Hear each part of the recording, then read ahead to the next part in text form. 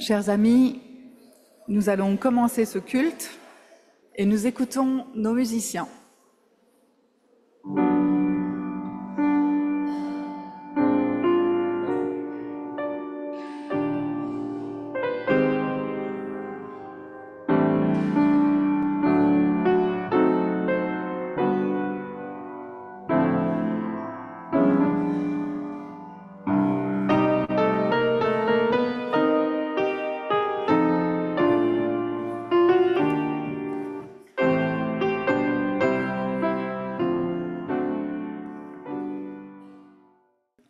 Bienvenue à vous tous et à vous toutes.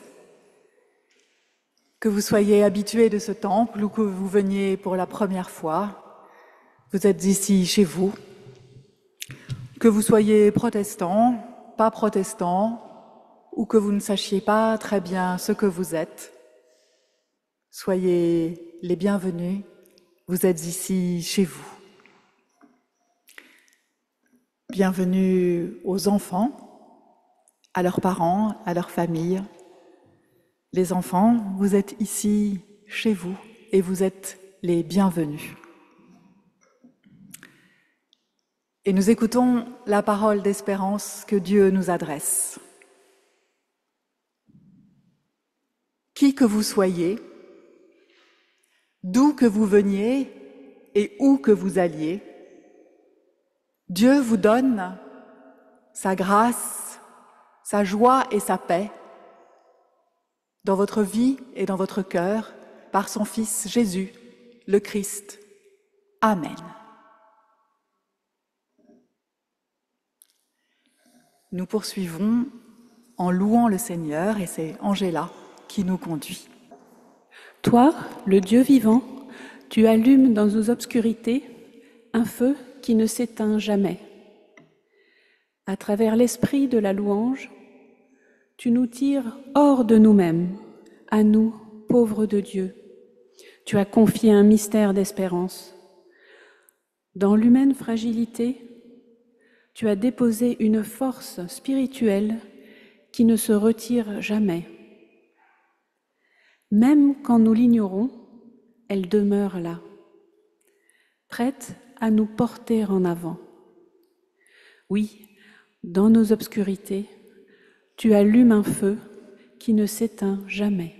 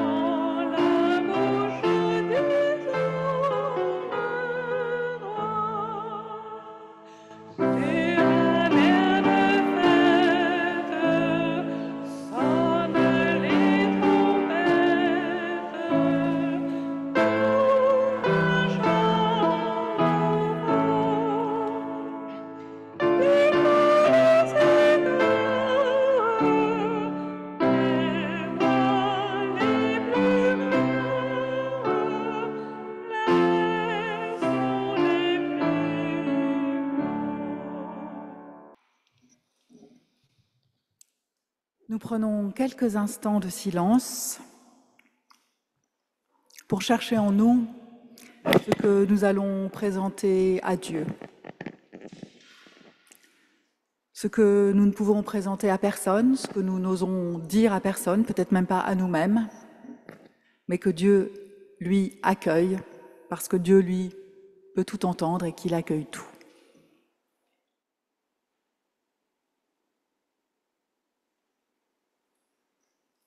Permets-moi de te le dire, Seigneur, la route que tu nous demandes de prendre n'est pas toujours bien éclairée.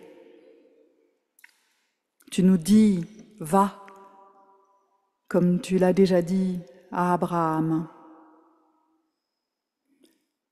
Et nous voilà en pleine nuit, dans le fond de nos doutes, dans le brouillard de nos épreuves, avec des guides qui n'en savent souvent pas bien plus que nous, qui, comme nous, tâtonnent, ou veulent aller trop vite.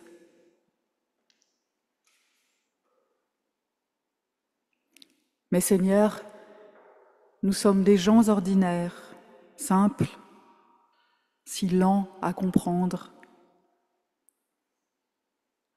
Tu nous as dit, « Je serai avec vous jusqu'à la fin des temps ». Et nous avons envie de crier comme Philippe, « Mais montre-nous le Père ».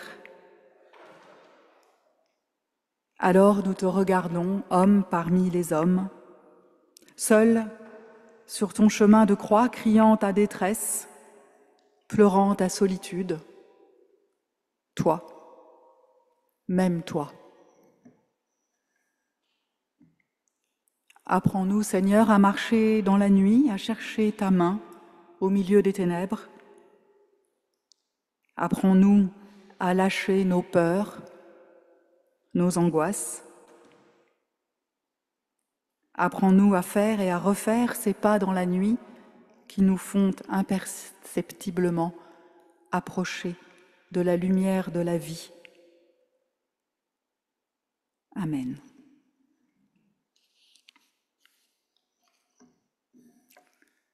Et en réponse à notre prière, nous pouvons lire dans l'Évangile de Jean, « Dieu a tellement aimé le monde qu'il a donné son Fils unique, afin que quiconque croit en lui ne périsse pas, mais ait la vie éternelle. »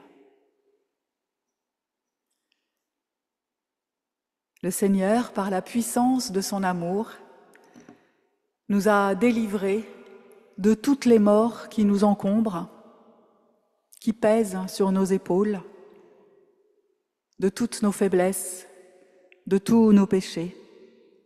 Soyez certaines, certains de sa grâce, de son amour et de son pardon pour vous. Amen.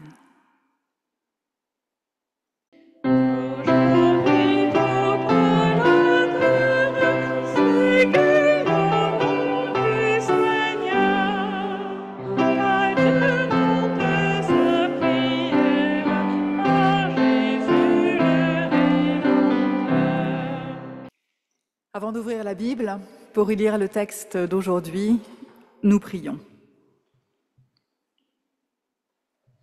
Seigneur, donne-nous le souffle de ta parole, ton esprit d'amour, pour qu'il vienne prendre demeure en nous et qu'il transforme notre vie. Seigneur, donne-nous le feu brûlant de ta parole, ton esprit de vérité, pour qu'il vienne en nos cœurs nous donner force et courage d'être, force et courage de témoigner de toi dans nos vies. Seigneur, donne-nous par ta parole l'esprit de liberté, ce souffle de vie qui réveille les êtres humains et les invite à te suivre. Amen. Pendant qu'ils étaient en route, Jésus entra dans un village et une femme, nommée Marthe, le reçut chez elle.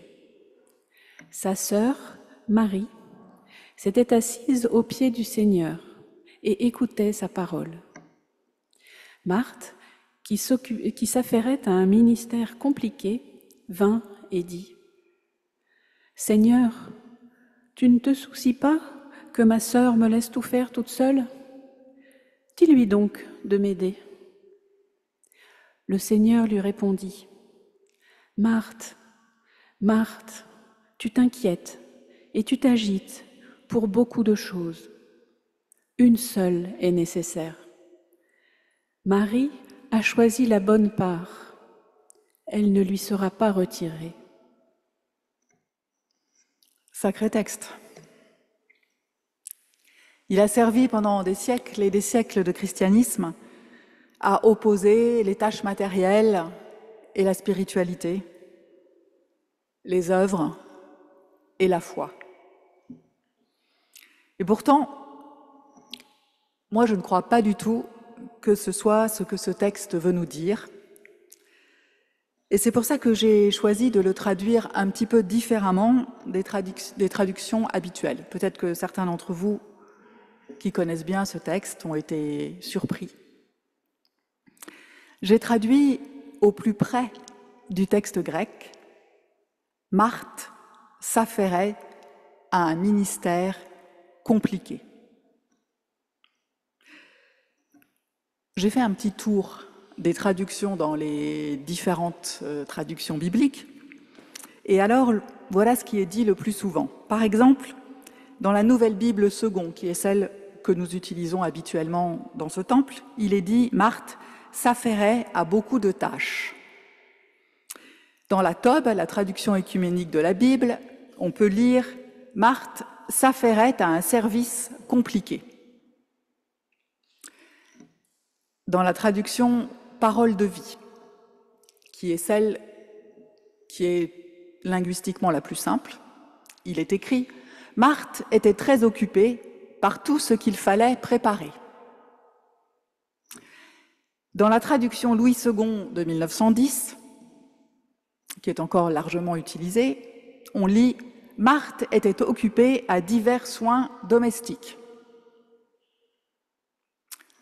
Et le pompon, c'est la Nouvelle Français courant, qui est la plus récente de toutes les traductions et qui nous dit « Marthe était très affairée à tout préparer pour le repas ». Ah oui, et j'ai aussi regardé dans la traduction liturgique catholique, c'est peut-être le moins pire. Marthe était accaparée par les multiples occupations du service. Mais dans la phrase suivante, cette traduction liturgique catholique nous dit qu'elle s'adresse à Jésus en disant « Cela ne te fait rien que ma sœur m'ait laissé faire seule le service ». Et donc là, évidemment, on pense au service du repas. Et pourtant, j'espère que vous allez me croire, à aucun moment dans le texte, en grec, on ne parle de repas. Ce qui se passe entre Jésus et Marthe n'est pas de l'ordre du repas.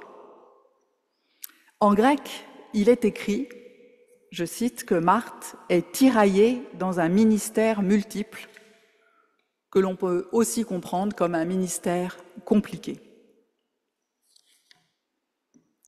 Elle est tiraillée dans un ministère, pas dans des tâches ménagères, ni domestiques. Alors, qu'est-ce que c'est ce ministère compliqué qui occupe Marthe? J'ai été regarder où Luc utilise ce mot que j'ai traduit par ministère. Comme ça, on va voir ce que ça veut dire dans les autres contextes. Alors, c'est la seule fois qu'il l'utilise dans son évangile, mais il l'utilise dans un autre livre de la Bible, dont Luc est l'auteur, qui est le livre des Actes des Apôtres. Et là, il l'utilise à 2 reprises pour parler du ministère des apôtres auprès de Jésus. Ministère dont le cœur n'était probablement pas de préparer les repas de Jésus ni de le servir à table. Toujours dans les Actes des Apôtres, c'est ce même mot que Luc met dans la bouche de Paul quand il parle du ministère que le Christ lui a confié. Paul dit, je cite, « Je ne fais aucun cas de ma propre vie, pourvu que je mène à bonne fin ma course et le ministère que j'ai reçu du Seigneur Jésus, rendre témoignage à la bonne nouvelle de la grâce de Dieu. » Le Christ n'a pas demandé à Paul d'éplucher des pommes de terre ni de servir à table, mais de rendre témoignage de la bonne nouvelle de la grâce de Dieu. Et c'est ce même ministère auquel Marthe est occupée. Certes, dans le livre des Actes, il y a des endroits où ce même mot est utilisé dans l'expression « ministère de la table » ou « ministère des repas ». Mais dans ces cas-là, en grec, vous avez à côté de la table ou des repas, ce qui n'est pas du tout le cas de notre texte. Et quand c'est le ministère de la table ou des repas, il s'agit de ce que nous appellerions de nos jours l'entraide, le fait de servir des repas pour les personnes démunies. Notre Marthe, je la vois plutôt comme une forte femme, une femme de tête qui reçoit Jésus chez elle. On pourrait très bien imaginer que c'est pour un entretien, pour discuter avec lui, peut-être même une conversation entre pairs. Et pour le côté pratique, Marthe a certainement des domestiques pour s'occuper des tâches domestiques. Il est tout à fait envisageable que Marthe s'occupe de rendre témoignage de la bonne nouvelle de la grâce de Dieu, comme Paul, ou qu'elle soit une des disciples auprès de Jésus.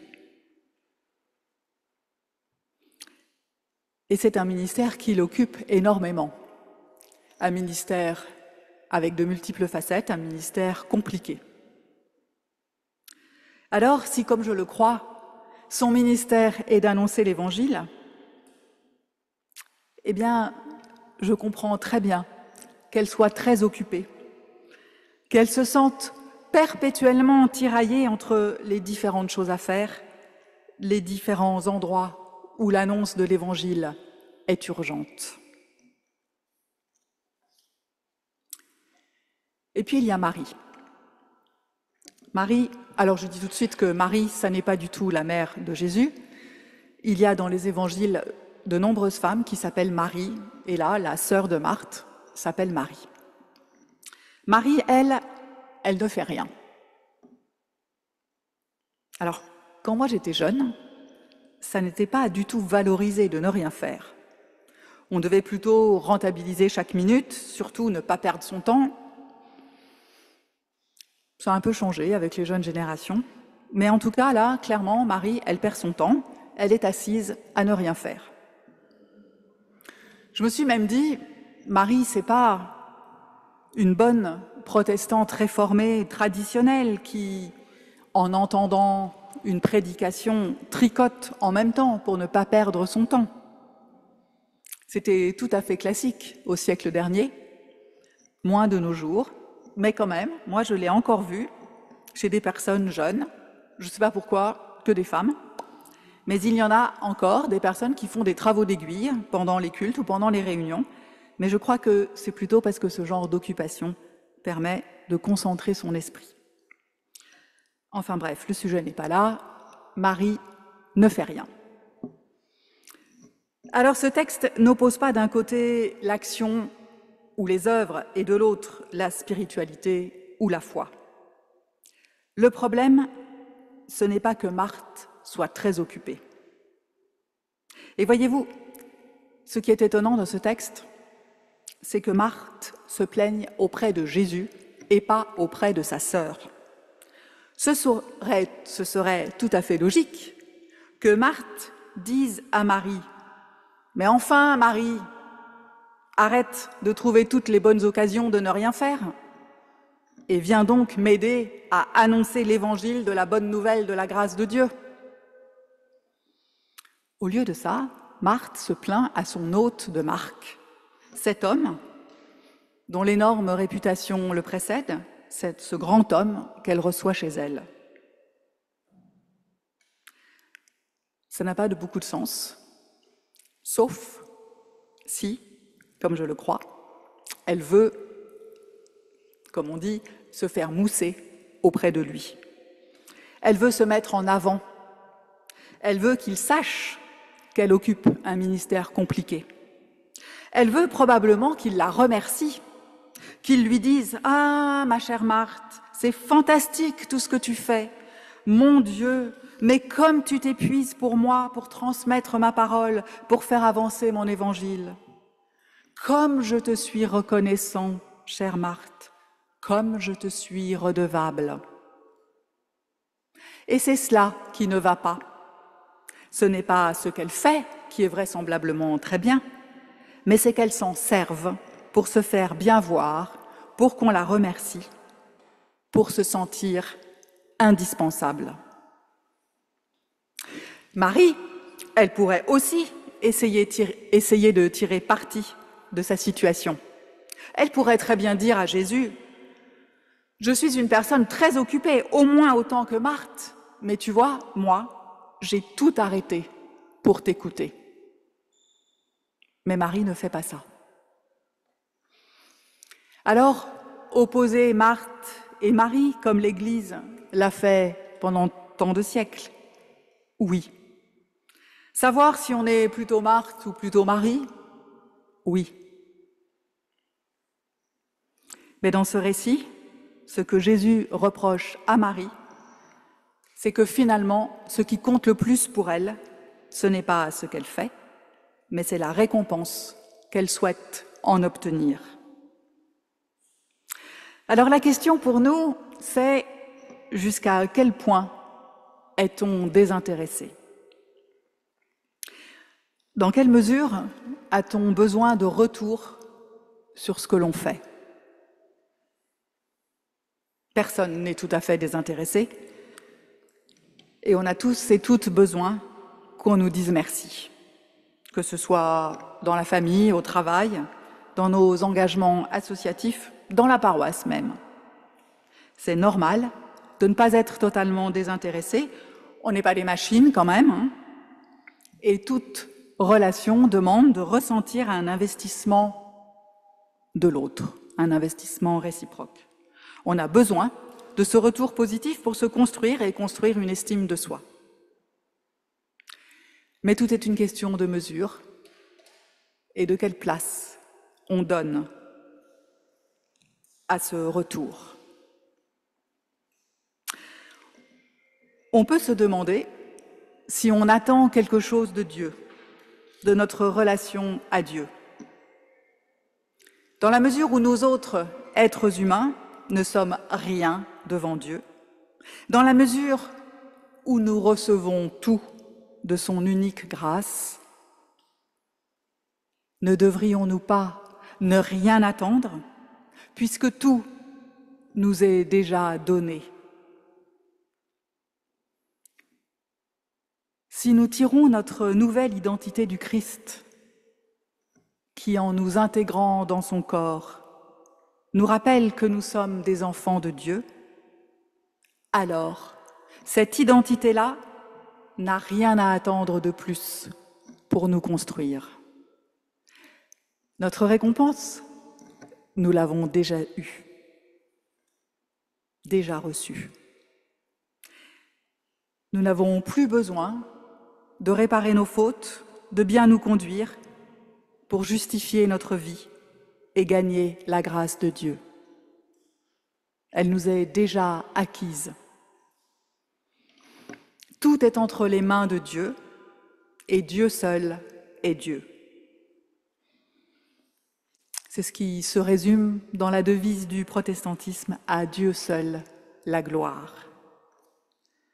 Et dans cette optique, justifier sa vie, être justifié, prend un nouveau sens, celui d'être à une place juste, à notre juste place. Être à notre juste place dans notre relation aux autres, dans notre relation à Dieu. Ça veut dire ne pas se sentir responsable de devoir bien agir pour justifier notre vie, ni faire porter aux autres la responsabilité de donner de la valeur à ce que nous faisons et à ce que nous sommes. Si nous croyons à cette grâce de Dieu, si nous lui faisons confiance, c'est ce qui s'appelle la foi, alors la foi nous permet d'être rassurés, d'être assurés de l'amour que Dieu nous porte et de la valeur qu'il met en nous, en notre vie. Aucun des remerciements, aucune des manifestations de reconnaissance que pourraient nous adresser nos contemporains ou que nous pourrions nous adresser nous-mêmes, quel que soit ce que nous faisons, ne peut être à la hauteur de la grâce de Dieu. Arrêtons donc de chercher ces remerciements et ces manifestations de reconnaissance. Ne soyons pas des Marthes. Au début du chapitre 10 de l'évangile de Luc, dont nous avons lu la fin, là, Jésus envoie 72 disciples en mission pour guérir les malades et annoncer que le règne de Dieu s'est approché. Et si vous m'avez bien suivi, peut-être que Marthe en faisait partie. Quand les disciples reviennent de mission, Jésus leur dit, je cite l'évangile de Luc, « Je vous ai donné l'autorité pour marcher sur les serpents et les scorpions et sur toute la puissance de l'ennemi, et rien ne pourra vous faire de mal. Cependant, ne vous réjouissez pas de ce que les esprits vous sont soumis, mais réjouissez-vous de ce que vos noms sont inscrits dans les cieux. » Ne nous réjouissons pas de ce que nous faisons. Réjouissons-nous que Dieu soit Dieu et que nous sommes ses enfants.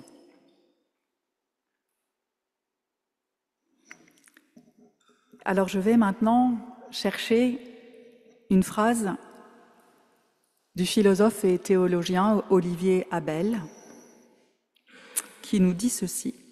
« Il y a une part en chacun de nous qui n'appartient qu'à Dieu et sur laquelle nul ne peut mettre la main, quelque chose d'indéclinable. Quelque chose, une part en chacun de nous qui n'appartient qu'à Dieu et sur laquelle nul ne peut mettre la main, dit Olivier Abel, et moi je rajoute, et même pas nous, on ne peut pas non plus mettre la main dessus. Alors ouvrons-nous à cette part de nous qui n'appartient qu'à Dieu et qui nous rend justes, qui nous établit à notre juste place, et c'est une vraie libération. Amen.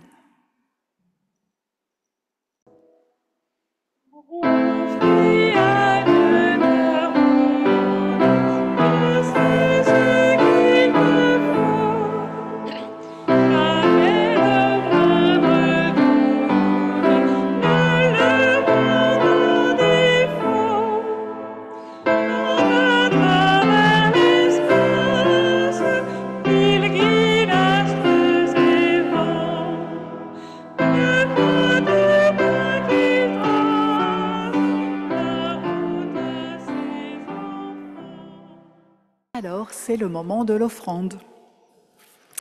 Nous pouvons nous souvenir que ce moment est à la fois un moment de partage, pour partager nos biens, aussi un moment pour participer plus activement à ce culte.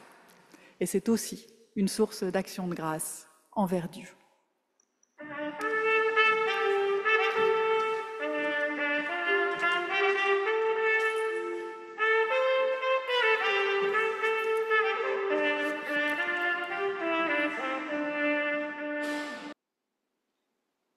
Et nous nous recueillons maintenant dans la prière d'intercession. Seigneur, répands ta lumière sur tous ceux qui, dans la nuit du doute et du découragement, te cherchent sans pouvoir te retrouver. Toi, Prince de la paix, suscite entre les êtres humains le désir d'instaurer une paix juste et durable. Fais de nous des semeurs de paix, des artisans de justice, espérance de toutes celles et ceux qui souffrent. Nous te confions les grands malades, ceux qui sont victimes de la haine, de la concurrence, de la guerre, des intempéries, et toutes celles et ceux qui, pour quelque raison, se sentent tristes, délaissés ou méprisés. Reçois nos prières, Seigneur, comme une forme d'engagement de notre part, car nous savons que tu as aussi besoin de nous, que ta lumière soit pour tous une source de joie et d'espoir. Amen. Et maintenant, unis à tous, nos frères et sœurs en Christ, nous disons, notre Père qui est aux cieux, Que ton nom soit sanctifié. que ton nom soit sanctifié, Que ton règne vienne. que ton règne vienne. On va le dire en même temps. D'accord. Sur la terre comme au ciel. Donne-nous aujourd'hui notre pain de ce jour. Pardonne-nous nos offenses, comme nous pardonnons aussi à celles et ceux qui nous ont offensés. Et ne nous laisse pas entrer en tentation, mais délivre-nous du mal, car c'est à toi qu'appartiennent le règne, la puissance et la gloire pour les siècles des siècles. Amen. Et nous recevons maintenant la bénédiction de la part de Dieu. L'Esprit de Dieu t'est promis, il se pose sur toi, il t'invite à la liberté.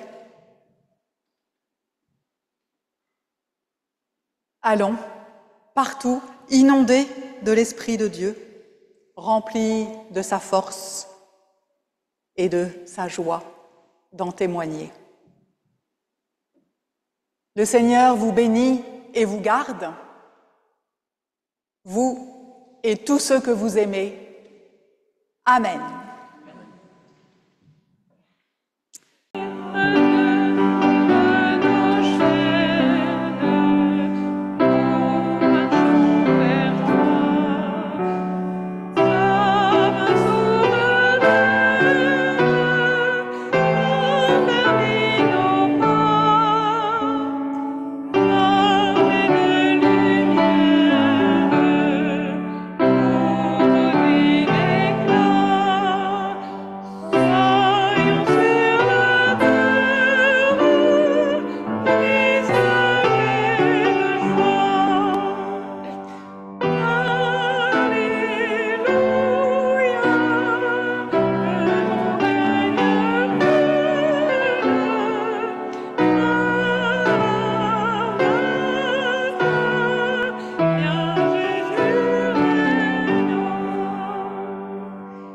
Je vous souhaite un bon dimanche, une bonne semaine, une bonne fin de mois de juillet, un bon été, de bonnes vacances.